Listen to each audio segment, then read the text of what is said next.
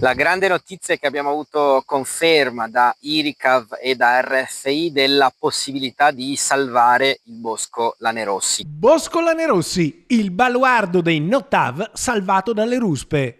Lo annuncia Giacomo Possamai. Il sindaco di centrosinistra si trova ad affrontare una delle estati più calde degli ultimi anni dal punto di vista dell'amministrazione. Sì, perché in città, a Vicenza, sono approdati i cantieri dell'alta velocità, avversati dagli attivisti dei centri sociali che hanno fatto del Bosco Lanerossi il simbolo della loro opposizione alla TAV.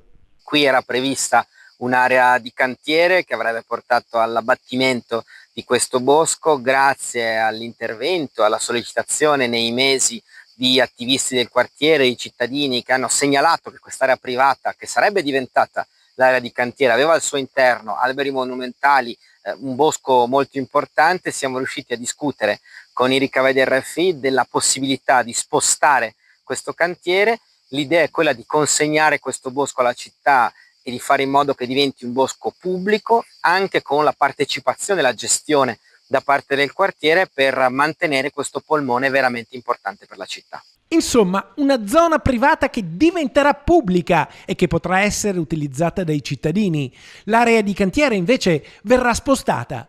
I Ricav RFI stanno individuando dove spostare le aree di cantiere. Non sarà fatto in un'area verde, in un'area con consumo di suolo, verrà recuperato all'interno di altre aree di proprietà di Ricav e di RFI, quindi anche questa è una notizia veramente importante. Per quanto riguarda invece la costruzione del cavalcaferrovia di Via Maganza prevista tra qualche anno, la partita è ancora aperta.